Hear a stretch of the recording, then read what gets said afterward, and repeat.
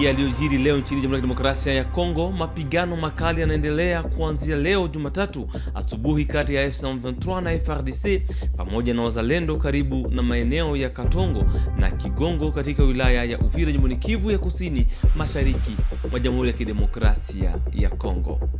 Wakati hayo yakijiri, tubaki tu nchini. Jenerali Major Sylvain Ekenge, msemaji wa FARDC, amesimamishwa kazi baada ya maneno yake kuonekana yanayodharau jamii ya Watusi yaliyotangazwa kwenye radio na television ya kitaifa RTNC.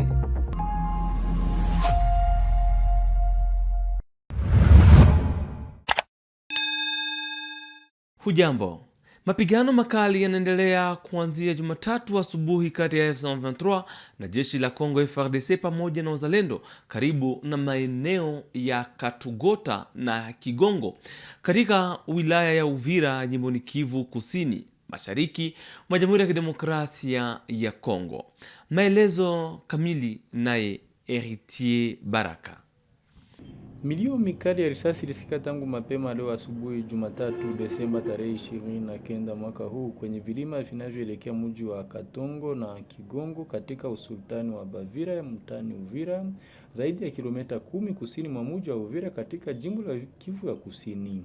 Kufuatana na duru za vyombo vya usalama katika eneo hilo, zaeleza ya kuwa tangu asubuhi saa 11 za asubuhi mapigano makali yameripotiwa kati ya M23 na FARDC wakishirikiana na wazalendo ambao walitangaza kutoa tena vijiji vya Makobola 1 mtaani Uvira na Makobola 2 mtaani Fizi, maeneo mawili yaliyotekwa mapema wiki iliyopita na M23 siku tatu baada ya mapigano makali.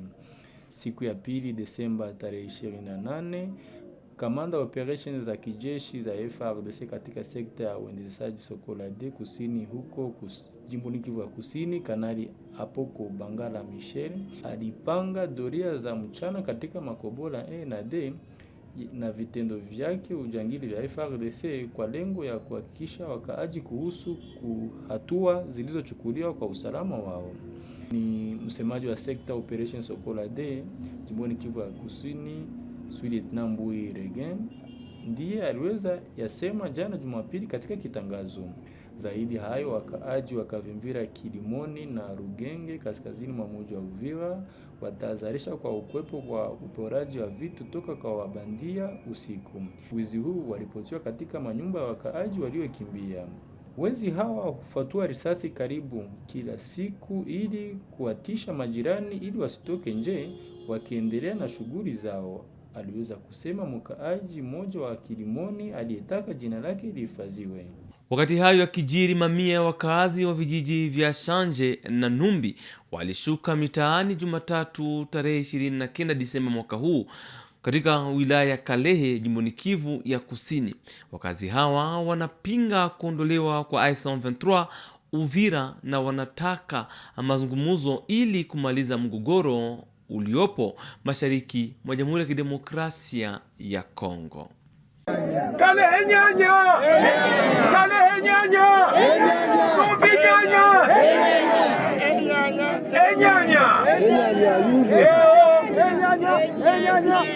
Tunajua kama chama yetu M23 iko Uvira, imekamata kisha Bukavu ni Uvira. Sasa tunakuya hapa siye population ya Haut Plateau de Kalehe, population ya Numbi, na kuendelea kuambia communauté internationale, kuambia gouvernement ya Kinshasa, basi ya population ya Numbi tunakatala M23 kutoka Uvira. Population ya Uvira wanakombolewa, masasi ya kila siku inakimbia, nao wanapata kulala na kusinzia. Kama inatoka M23 Uvira, maana yake tena wandugu zetu wa Uvira watateseka jinsi na sie tulikuwa tunateseka. Tunalomba wakubwa wa chama AFC M23 waendelee na mingine ingine. Kuko Waigombole, watoto wetu, wandugu zetu, population raia yote yenye ngali nateseka kwenye guverneme na kamata, tunalomba kama AFC 23 nayo iwagombole wale wa population. Generali Major Sylvain Ekenge, msemaji wa jeshi la taifa FARDC, amesimamishwa kazi baada ya maneno yake kuonekana yanayodharau jamii ya Watusi yaliyotangazwa kwenye RTNC ambayo ni radio television ya kitaifa ya Kongo. Kamanda mkuu wa jeshi anadhibitisha kujitolea kulinda wakongomani wote na anatoa wito wa umoja wa kitaifa. Maelezo na Blaise Basabose. Katika taarifa yake rasmi, uongozi wa jeshi la FARDC umesema wazi kwamba maneno yaliyotolewa hayawakilishi msimamo wa serikali wala wa rais wala wa jeshi lenyewe. Jeshi limesema maneno hayo hayafai na hayalingane na kazi ya FARDC. FARDC imerudilia kusema kwamba kazi yake ni kulinda Wakongo wote bila kuchagua kabila, na imeomba wananchi wabaki wa umoja na wakatae maneno ya chuki. Jeshi limesisitiza kwamba jukumu lake ni kulinda nchi, mipaka na usalama wa raia wote, na hata kama ni kwa kujitoa muhanga. Uamuzi huu umechukuliwa wakati ambapo hali ya mvutano iko juu, hasa juu ya masuala ya usalama na makabila. Kwa upande wake, F23 imekemea maneno ya Generali Ekenge ikisema kwamba maneno hayo ni hatari sana na yanaweka Watusi wa Kongo, hasa wanawake na watoto, katika hatari kubwa. Wanasiasa kadhaa wa upinzani pia wamekosoa maneno hayo. Claude Lubala anasema maneno kama haya yanahitaji adhabu ya haraka. Jeshi halipaswi kugawanya watu. Kazi ya jeshi ni kulinda raia. Baada ya kelele nyingi kutoka kwa wananchi, video za chuki dhidi ya Watusi kwenye YouTube RTNC ziliondolewa. Kundi la kisiasa na kijeshi la M23 limelaani vikali maneno ya Generali Sylvain Ekenge, msemaji wa FARDC, yaliyotangazwa na RTNC ambayo wanayaona kama ya ubaguzi na chuki dhidi ya jamii ya Watusi. M23 inasema maneno haya yanaweza kuanza vurugu na kuhatarisha Watusi wa Kongo. Wakazi wa Walikale wanaoishi Goma wanatoa tahadhari kuhusu hali ya usalama katika wilaya yao kutokana na mauaji, utekaji nyara, wizi na ukatili wa kijinsia. Wanaiomba M23 kulinda maeneo yaliyoathirika zaidi na vurugu na unyanyasi huu. Sisi ni watoto wazaliwa wa Walikale, tukiungana pamoja kwa ajili ya vitendo fulani fulani viko na tatiza watoto wetu, wandugu wetu wa Walikale. Kwa mfano, mgrupema wa Luanda kulipitikana mauaji na kulunguza manyumba kwa wa FDLR, na kuko wengine kulipisha mataxe zenye ziko exagere, zenye population inateseka. Na sisi watoto Walikale tuliona kwamba hatuwezi bakia kimya. Tukebakia kimya bila kuisema na bila kuelezea wakubwa mudunia mzima na Mkongo mzima, tutakuwa tuko ba complice. Na njoo maana tumeungana hapa kwa leo juu tu denoncer ile maabi yenye kunafanyika kwa watoto wa Walikale.